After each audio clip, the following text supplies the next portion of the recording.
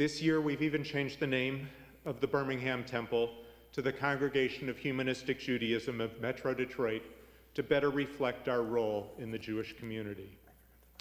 What has not changed is the inclusive mission of the congregation to be open to all and our tradition of openness on the high holidays.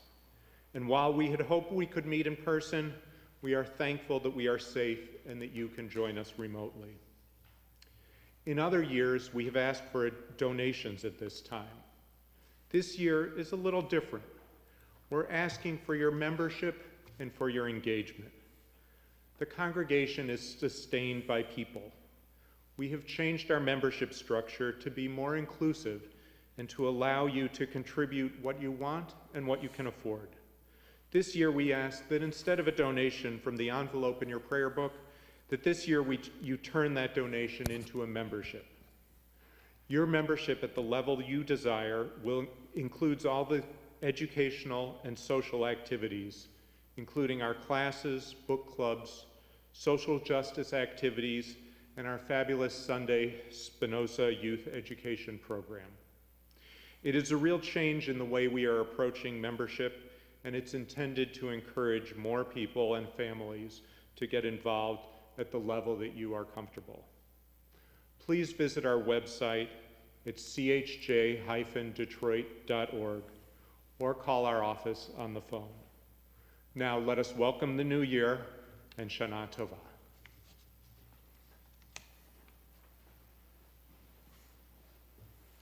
Good morning, everybody. Shana Tovah. I believe that we have worked out most of our technical issues from last night. You know, it's always a learning curve. And I do want to thank our wonderful volunteer technicians, David Weeks and Tim Alf, for figuring out what happened. And we've been testing all morning. Some of you saw the dress rehearsal, so to speak. And we think we've got it down. You'll have an opportunity to hear our beautiful singers. And I want to thank Ezra Donner for putting our musicians together once again this year and making it such a beautiful experience. I want to thank Anne-Marie Fisher, our executive director, who has worked tirelessly to put this on this year. And I want to welcome all of you once again, Shana Tovah. We have come together to welcome the new year, to celebrate its promise, to ponder our responsibilities. New beginnings bring new opportunities for new and deeper relationships, for the larger vision they present.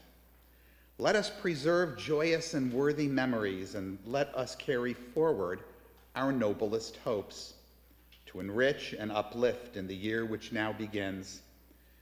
Let us learn from experience the lessons of the Jewish past and the lessons of the human story, remaining aware of the newer challenges before us. Let us greet the new year with renewed strength and hope, responding to the mystery and the glory of life, setting forth with confidence in our abilities to make the plans and to perform the deeds to help make this truly a Shana Tovah. May we bless ourselves with a good and sweet year.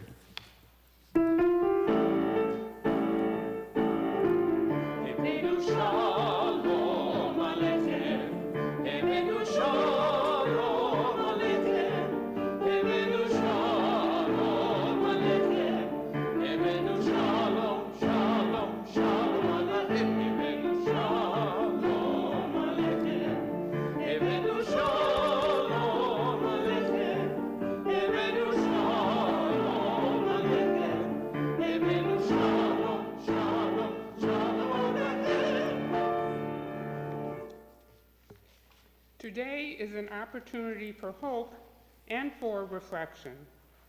Life is a complex weaving of past and future, memory and anticipation. A pause at the calendar's turning helps us reflect on where we have been in the past year and where we hope to be in the year ahead. This is the season.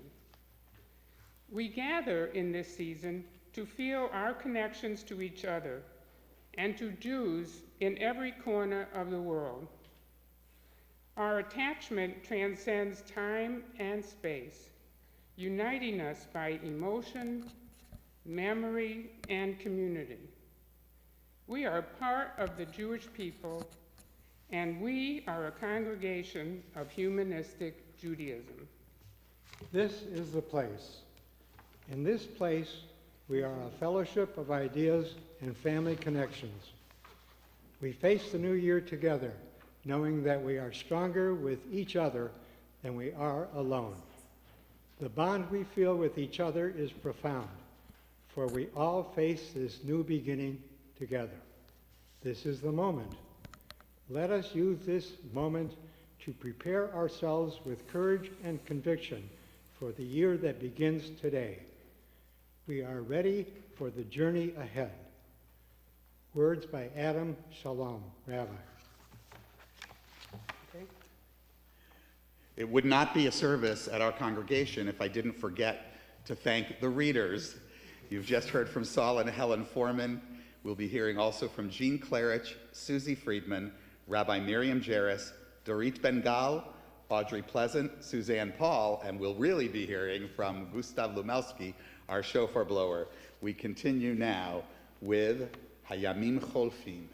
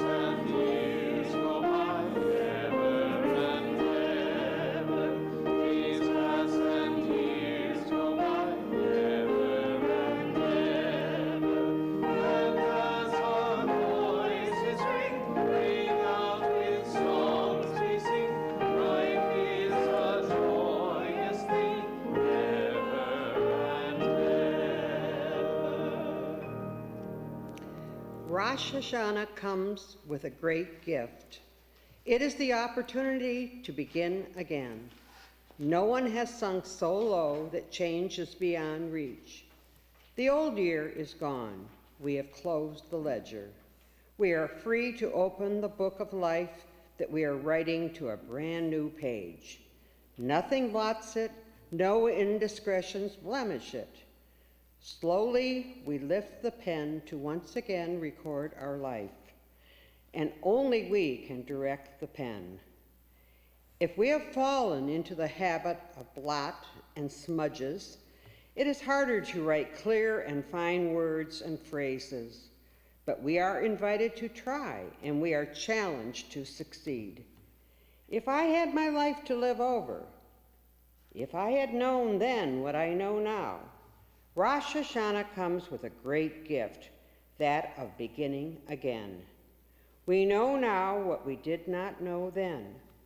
What will we do with the knowledge? How will we use the gift?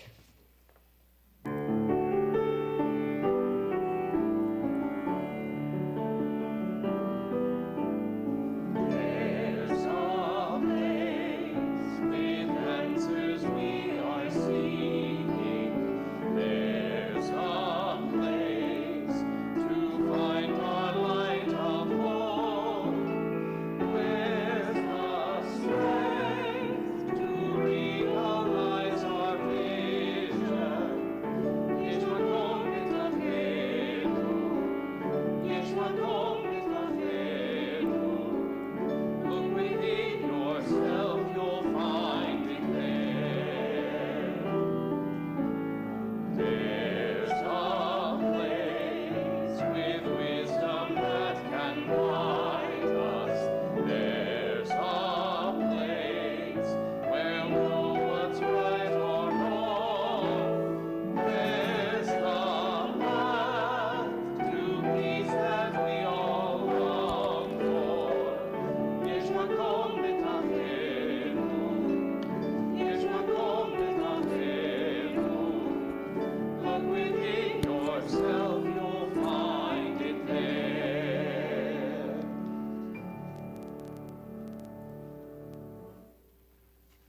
Surely our deeds do not pass away unnoticed, unrecorded.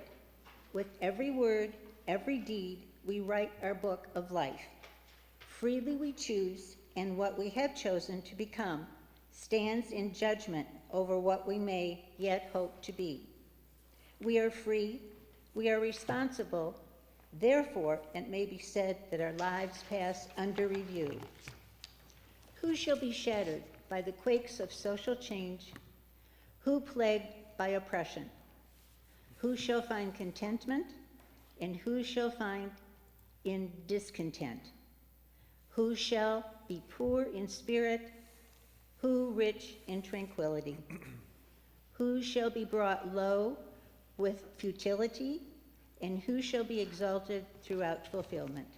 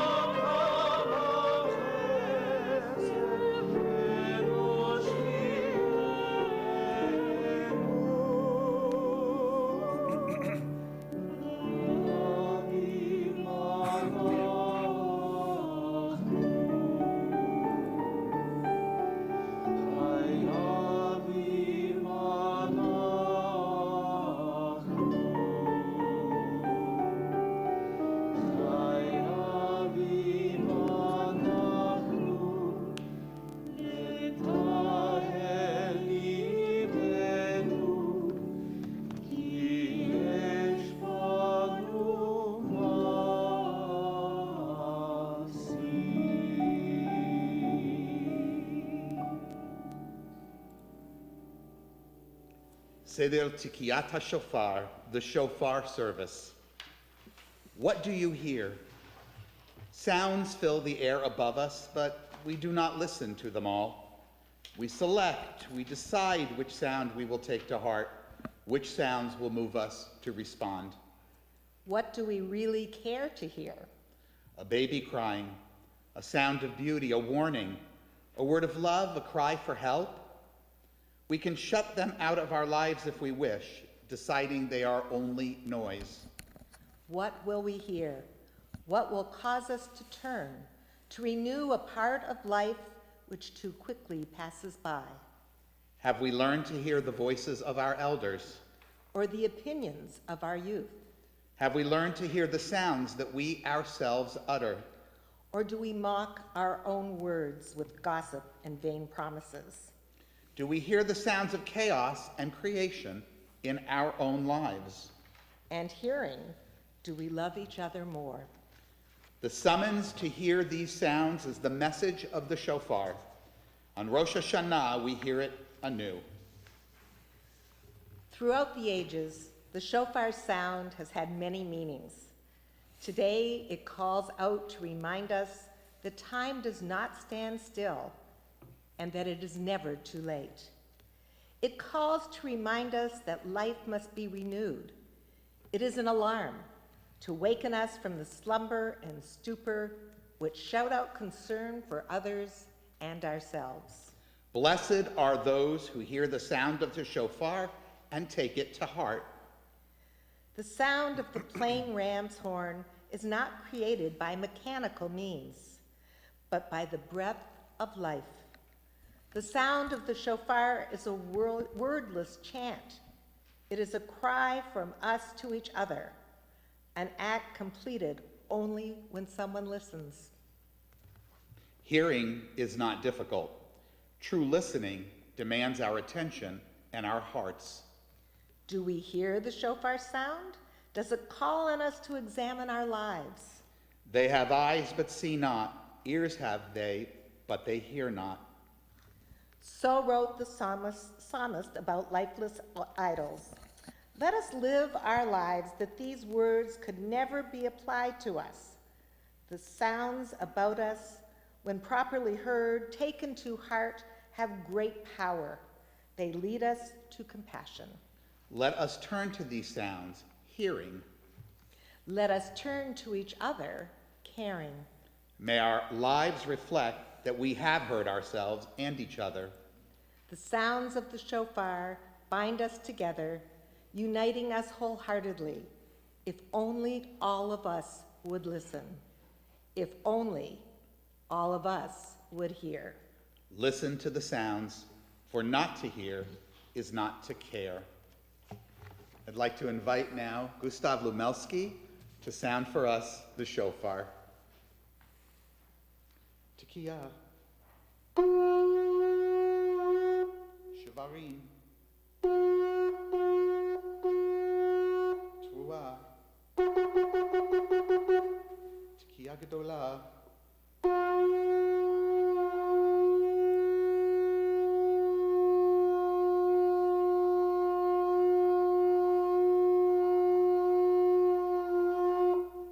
Beautiful.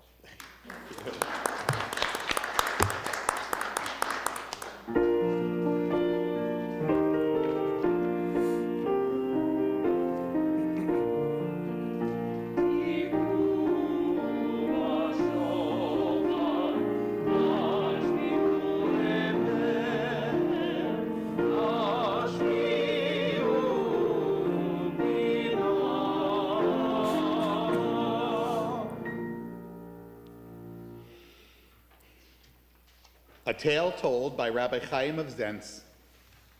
A person was lost in the forest, wandering for many days and nights, unable to find a way out. Finally, another person came into view. My friend, I am lost. I've been trying to find the way out for many days and nights, but I can't. Can you show me the way? The newcomer replied, I too am lost, yet I can tell you this. Do not go the way that I have gone. That way does not lead anywhere. Let us search for the way together. Since it is unlikely that we will be out of the woods this year, let this among all needs be our desire, that in traveling the road to we know not where, we go side by side, hand in hand, heart to heart, alone, yet together. And so lighten our steps and brighten our days. May we all enjoy this year's journey. Thank you.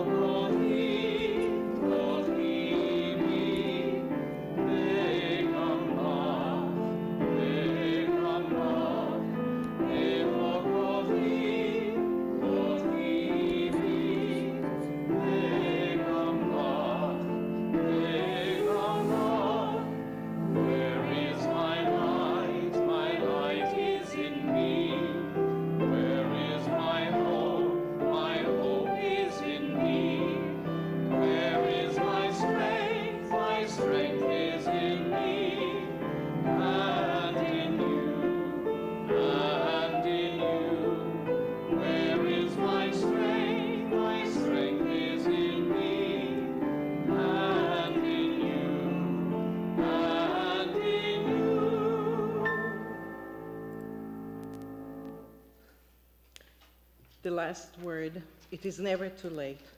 The last word has not been spoken. The last sentence has not been written. The final verdict is not in. It is never too late to change my mind, my direction, to say no to the past and yes to the future, to offer remorse, to ask and give forgiveness. It is never too late to start over again, to feel again, to love again, to hope again. It is never too late to overcome despair, to turn sorrow into resolve and pain into purpose.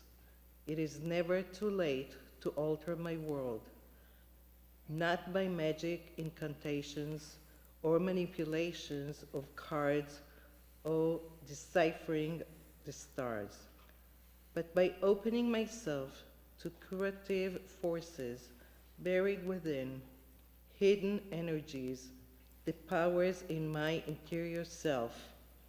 In sickness and in dying, it is never too late. Living, I teach. Dying, I teach. Now I face pain and fear. Others observe me. Children, adults, students of life and death. Learn from my bearing, my posture, my philosophy.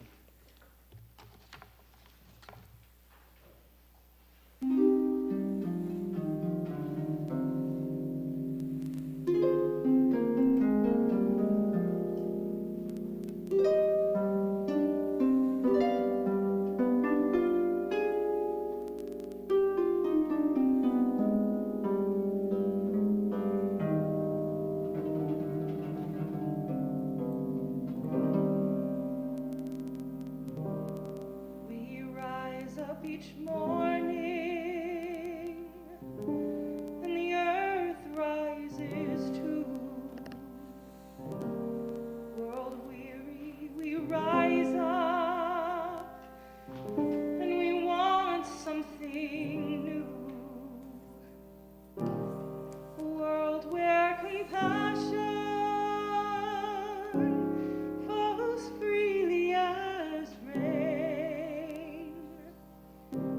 A world where all people can live without pain. Inclusive of all and rejecting of none. Where love touches all lives like the warmth of the sun. No abuse and no hatred, no prisons of fear. As the sound of the shofar celebrates the new year, if we open our hearts to the love we bear, we can have the power to heal our despair. If we open our eyes and see all people are here, destruction will end.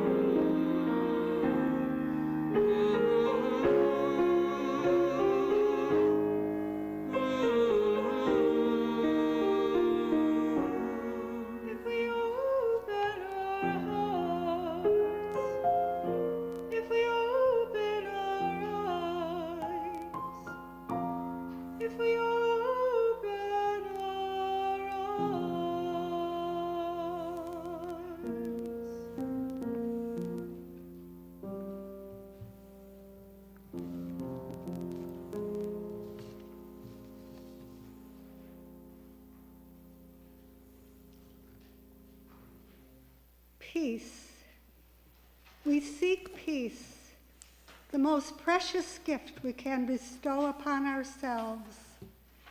May we find the will to proclaim its message to all the peoples of the earth. May our country strive to be a stronghold of peace and its advocate among the nations.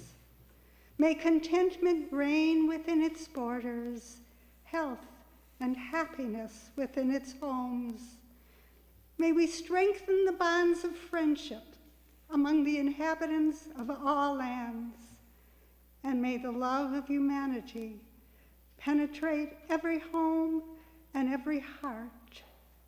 May we labor for righteousness, and in so doing, author a new book of life, blessing, and peace. For we alone are the source of peace.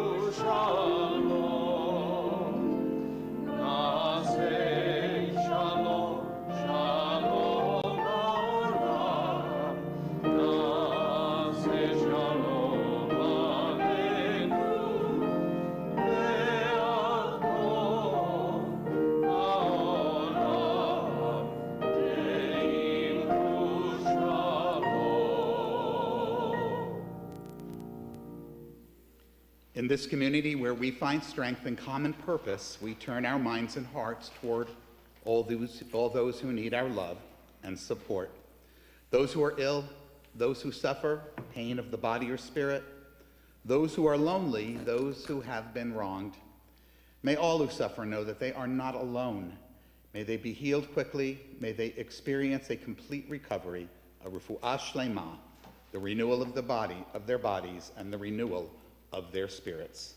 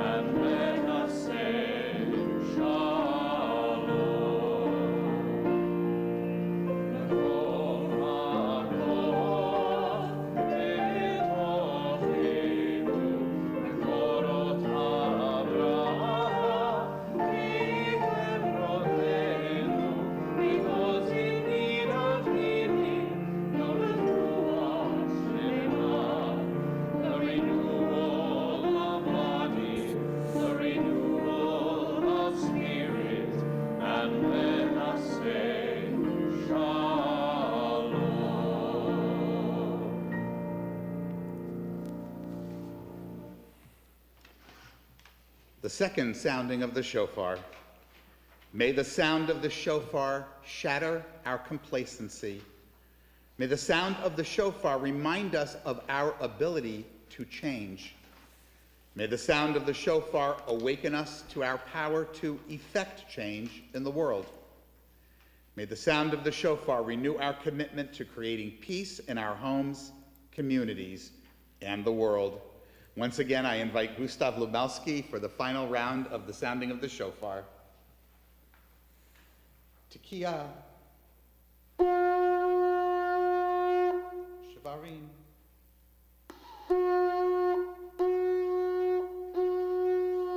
Teruah. תקיעה גדולה.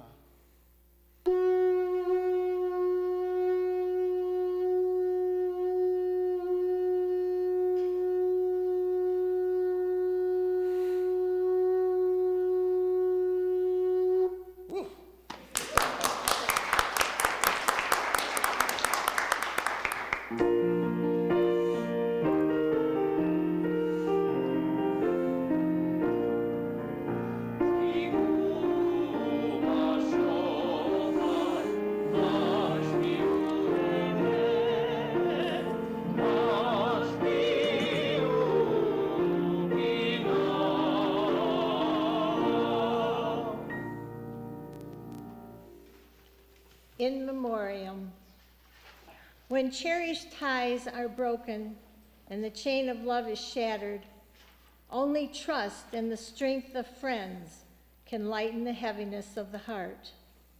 At times, the pain of separation seems more than we can bear, but if we dwell too long on our loss, we embitter our hearts and harm ourselves and those about us. The psalmist said that in his affliction he learned the law of life and death. And in truth, grief is a great teacher when it sends us back to serve and care for the living. We learn how to counsel and comfort those who, like ourselves, are bowed with sorrow. We learn when to keep silent in their presence and when a word will assure them of our love and concern. Thus, even when they are gone, the departed are with us, moving us to live as in their higher moments they themselves wish to live. We remember them now and always. They live in our hearts. They are an abiding presence.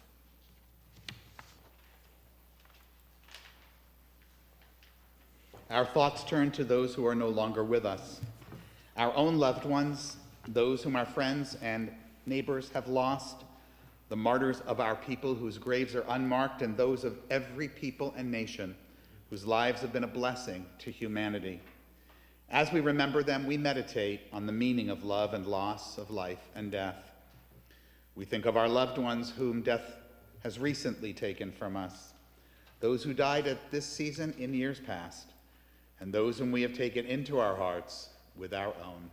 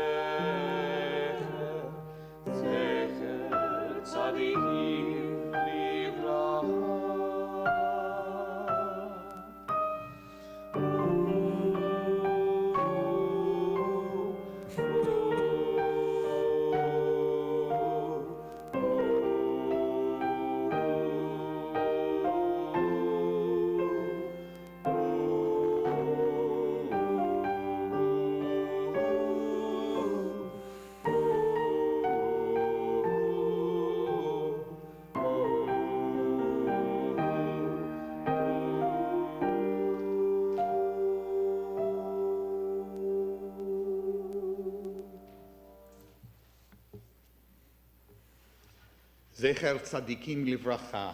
May the memory of good people bless our days. May memories of those whom we have lost provide us with a measure of comfort as we face our lives in their absence. a humanistic interpretation of Kaddish. Nit gadal v'nit kadash beruach ha'adam. Let us dignify and ennoble all people in the spirit of our shared humanity. Let us acclaim the preciousness of life. Let us show gratitude for life by approaching it with reverence. Let us embrace the whole world even as we wrestle with its parts. Let us, each in our own way, take up our share in serving the world and seeking truth. May our commitment to life help us to strengthen healing of spirit and peace of mind. May peace and justice permeate and comfort the house of Israel and all those who dwell on earth. And we say, Ken Yehi, may it be so. I am happy to once again introduce our beautiful musicians who will entertain us with a little song related to the theme of my talk this morning.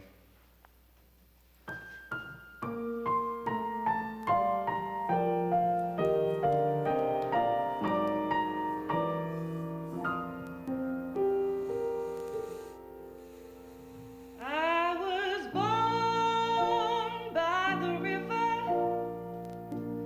in a little tent. Oh, and just like the river, I've been running ever since. It's been a long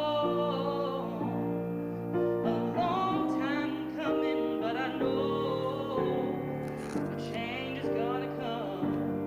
Oh, yes, it will. It's been too hard living, but I'm afraid to die, 'cause I don't know what's up there beyond the sky. It's been a long time coming, but I know change is gonna come. Oh, yes, it will. I go to the movie and I go downtown.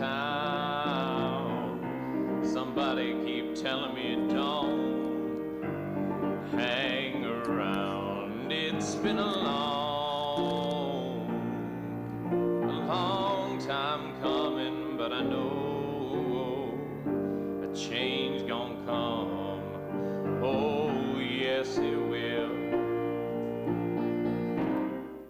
Then I go to my brother and I say, brother, help me please. But he winds up knocking me back down on my knees.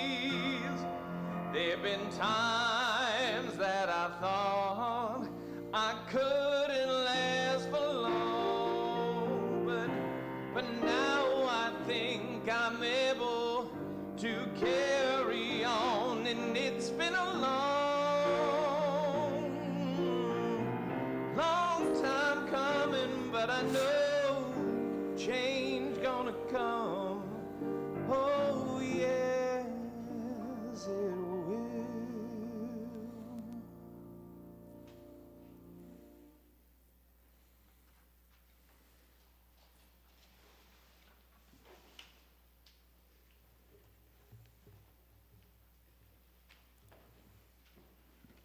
Thank you, Ezra. Thank you to our beautiful singers. Change is a-coming, and that's what my message today is about. No one ever steps in the same river twice, for a river is never the same river, and, well, a person is never the same person. This observation was made 2,500 years ago by a philosopher named Heraclitus. He was illustrating an important and unavoidable fact of life. Since the beginning of time, as we understand it, the only true constant is change. Hoshana Tovah once again, happy 5782 to everyone. When I began writing this talk, I imagined sitting in front of a crowded room filled with vaccinated people happily coming together for our first Rosh Hashanah in person since 2019. And then things changed. Oh, how they changed. Now I'm here with a small group of our volunteer participants. You guys can clap and say hi to everybody. There they are. Our wonderful musicians, our technicians, while most of our friends, together with Jews around the world, are again at home watching Rosh Hashanah celebrated on the internet. This change, like all the others we've experienced over the past year and a half, came quickly and due to forces beyond our control. And our community's leadership had to react quickly too. It has, in fact, like almost every change we've been dealt, occurred at an utterly breathtaking pace. We made this decision 2 weeks ago. To quote one 19th century British diplomat who lived through similarly topsy-turvy times, "I never remember myself a time in which our history was so full, in which day by day brought us new objects of interest, and let me also say new objects for anxiety." Anxiety, it seems, has always been front and center when we are confronted by change. And Heraclitus pointed that out too when he added one other thought about the only real constant being change. The fear of change is also a constant. Not all change happens at this kind of pace. Some of the changes that we actually work for seem to take forever, while others, and it's always the ones most beyond our control, force us to adapt, perhaps a bit too quickly, without the deliberation that planning might provide. The speed at which this pandemic hit us and with which it continues to give us whiplash has been truly striking. One day we were just living our normal lives, making plans for times distant and near, when the next thing we knew, everything went kablooey. In retrospect, we may have missed some crucial warnings. There were those reports of a virus in China that appeared on the inside pages of December 2019 newspapers and websites. I remember seeing one. But, we'd heard of those kinds of things before, SARS, MERS, nothing to get too worked up about. And then there was that one scientist at the CDC who said on February 25th, the United States should prepare for an unprecedented health crisis. It's not a question of if, but when this will happen. Disruptions to everyday life may be severe. People might want to start thinking about that now. I don't know about you, but I didn't even know what to think about. Who really wanted to think at all about such a frightening scenario? Heraclitus had it right. The fear of change is also a constant. The pandemic, as it turned out, has not been one change, but many. Other aspects of our society have refused to stand still. Even as we've been tossed about by the upheavals caused by COVID and its variants, things that started before the pandemic, unprecedented political polarization, a new civil rights movement, unparalleled refugee migrations, and the ongoing effects of climate change have continued to rock us all. Every moment on this planet always has and always will herald changes great and small, and with them fear and anxiety about our transforming future. But nevertheless, we continue to celebrate the passage of time, as we are doing today as we welcome this new Jewish year of 5782. We can't know all that it will bring, but changes and the fears that ride with them are certain to come. They always do. Science, humanism, and common sense suggest that whenever we examine a phenomenon, like how humans deal with change, we might want to spend a little bit of time trying to understand what's going on behind the scenes, like in our brains. In John Steinbeck's novel, East of Eden, a towering tale of free will and human nature, he describes the protagonist, Adam, and his return from a difficult service in the cavalry. And he notes that it's a hard thing to leave any deeply routine life, even if you hate it. Like it or not, even when we're not that thrilled with our present circumstances, human beings find a great deal of comfort in the inertia of routine. We find solace in our schedules, relief in our regimes. Behavioral scientists who have studied our brains know that the parts of the brain that are most instinctual, habitual, well, they require less energy than the parts of our brain, perhaps you remember from science class, the prefrontal cortex and the hippocampus, that are responsible for decision-making and complex thinking. And this is why we are creatures of habit. Repetitive behavioral patterns are just easier for us. Novel behaviors, like those that we must call on when we're adjusting to change, well, those require a great deal more energy. In other words, evolution designed us to feel like we're in the groove when we're engaging in routine habits or other behaviors, because grooves are exactly what it carved into the old gray matter. In popular culture, whenever a novel, a TV show, or a movie are depicting hard times a-comin', war, economic displacement, that kind of thing, the most frightening statement a character might make, always accompanied by ominous music, is that we are living through uncertain times. It's enough to flood our minds with anxiety-inducing, fear-inciting resistance. When in real life those days of uncertainty arrive, our refusal to accept the changes that await us are also real. And then another part of our brain, the amygdala, disables our entire process, activating what I'm sure you've heard before is known as the fight or flight response. Perhaps you've noticed there's a loud minority of, shall we say, quite uncooperative people who are not dealing with the changes we've been going through with reasonable behavior. Those people have made the experience so much more difficult than it ever needed to be, exhausting us, angering us, emotionally and intellectually. They fought public health measures. They've made spectacles of themselves on airplanes and more. Those of them in power have done all they can with that power to actually endanger people. Who ever saw that coming? Between evading sensible precautions or battling those who advocate them, these people are the poster children for the fight or flight response to change. There will always be those who want to force things to remain the same, who deny the reality of change. But fortunately, there are those who recognize that with changing times also come new opportunities to learn from new information, to adjust ourselves to new situations, to become adjusted to behaving reasonably in the face of change. Mine might be just about the last generation that remembers when smoking was widely advertised on television and radio.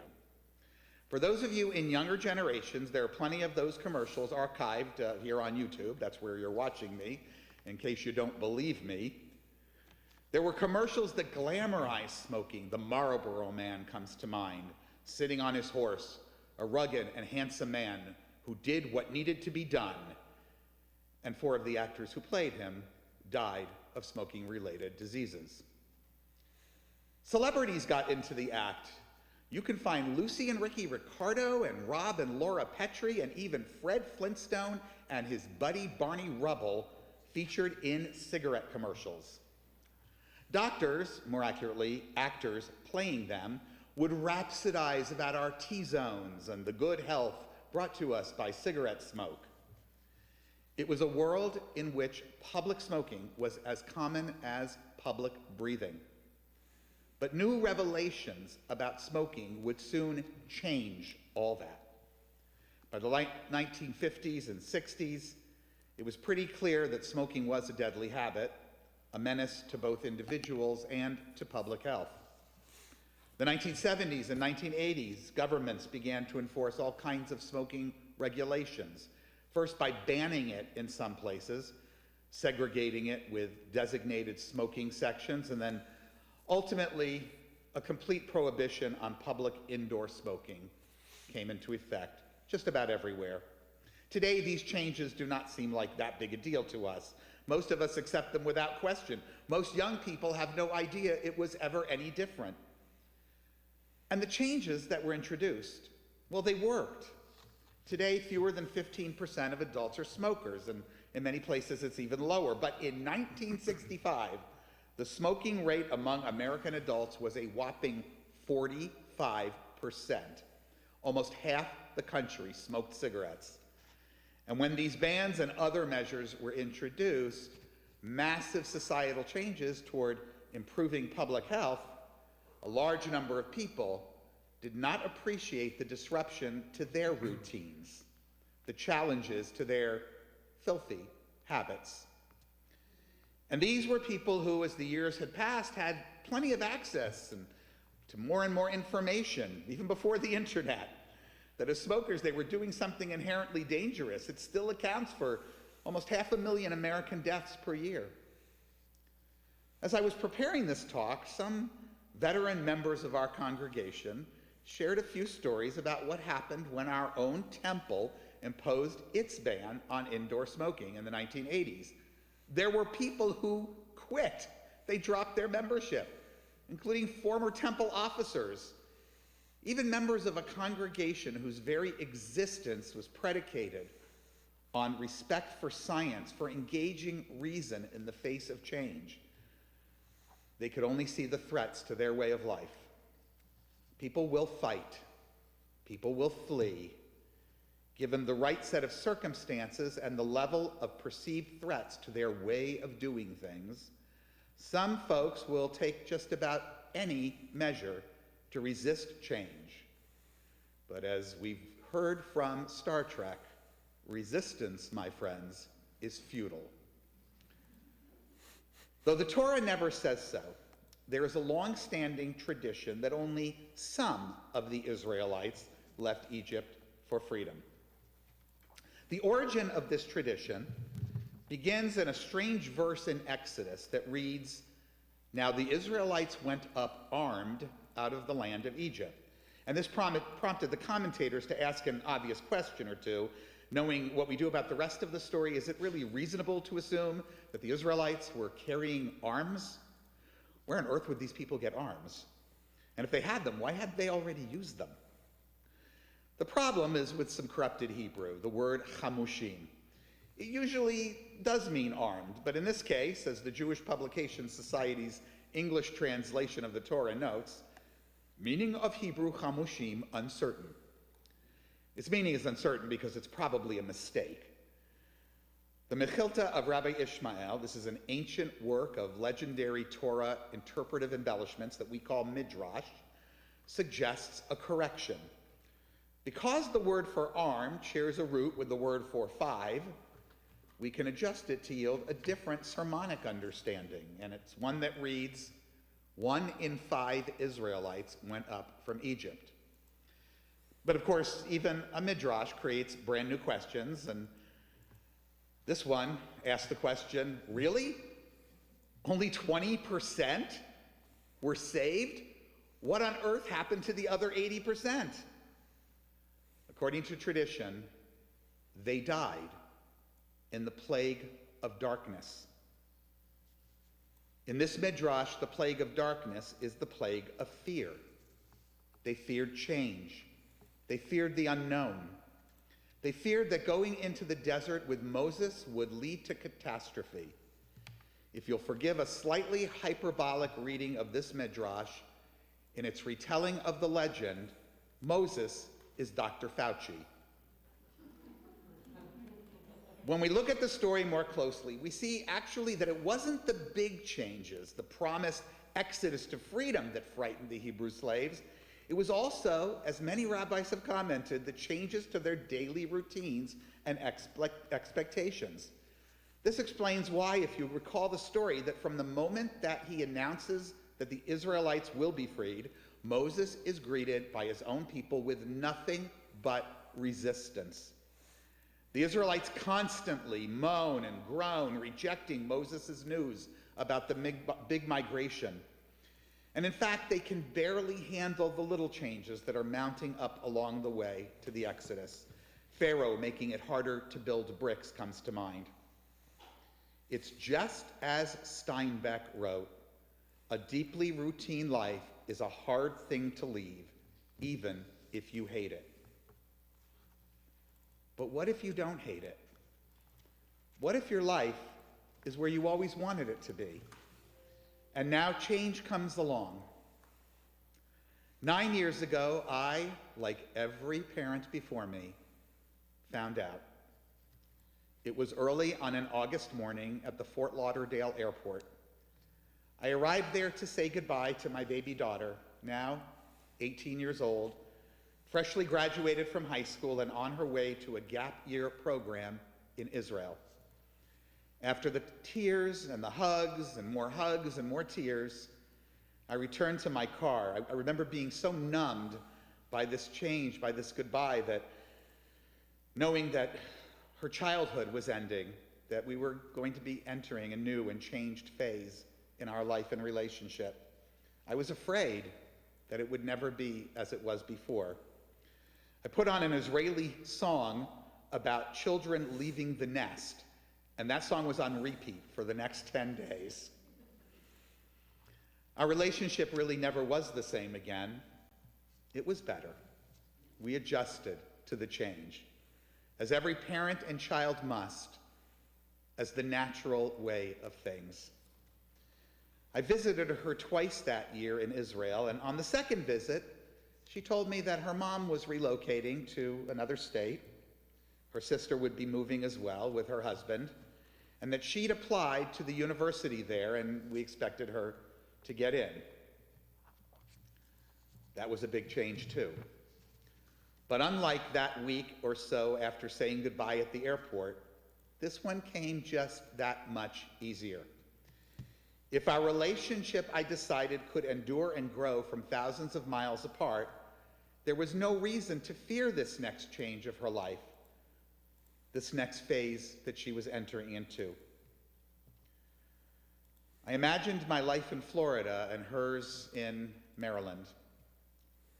And I decided at that moment to write a letter to the search committee of this congregation and apply for the position of rabbi here.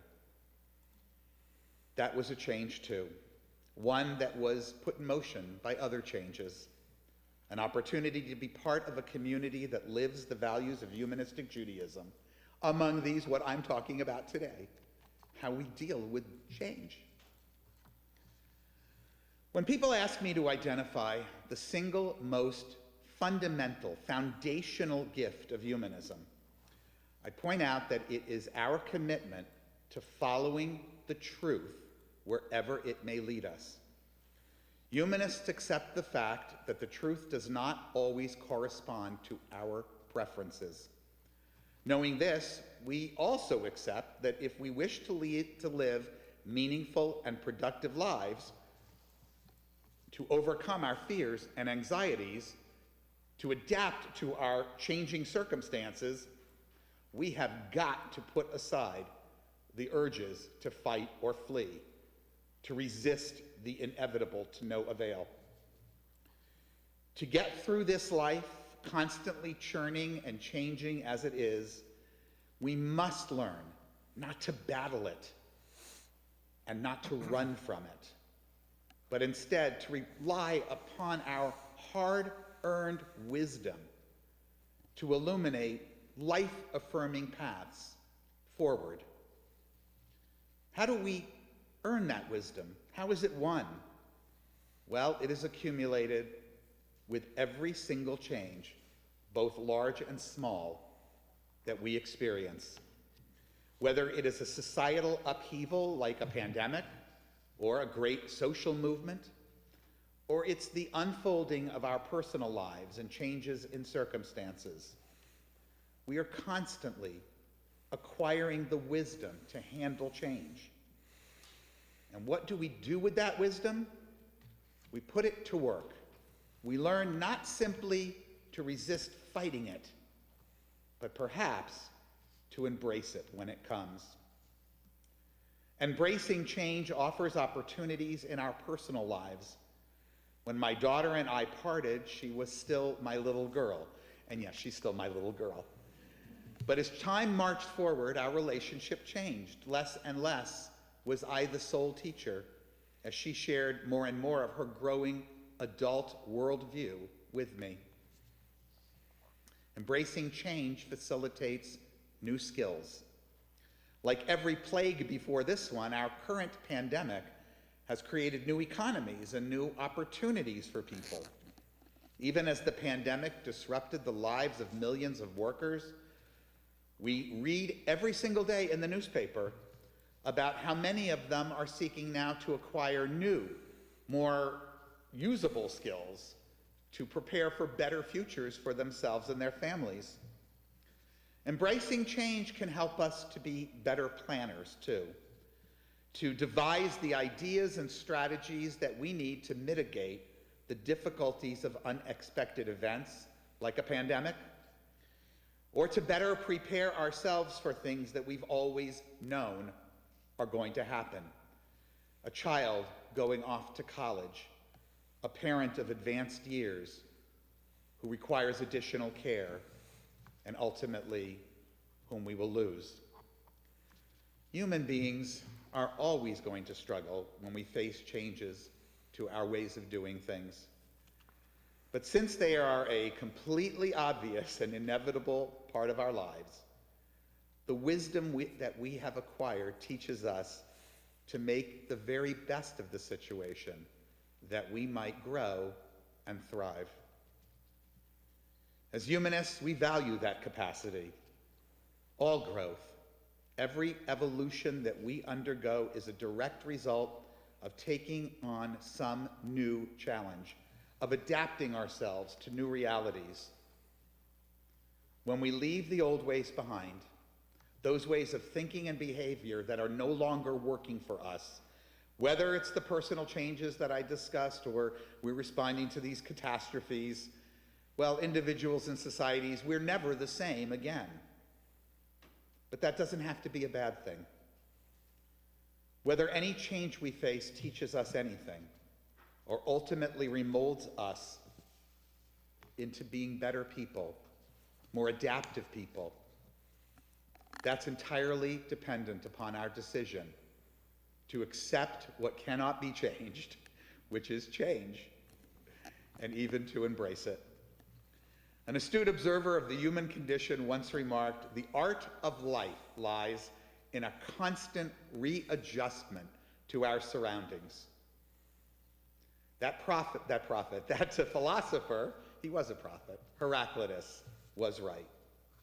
Change is the only constant in life, and that fear that comes with it is just as constant.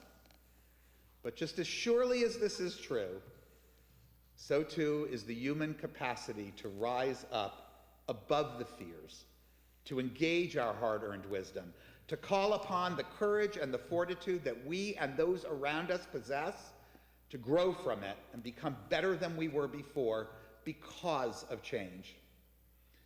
If we can manage this, then perhaps someday another Heraclitus will come along to note that change is a constant and that fear is also a constant, but that in humanity's successful embrace of change, wisdom is now a constant too.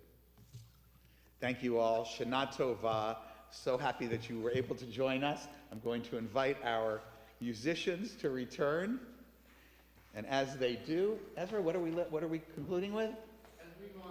As we go on our way, a beautiful song adapted from Debbie Friedman. Shana Tovah, everybody.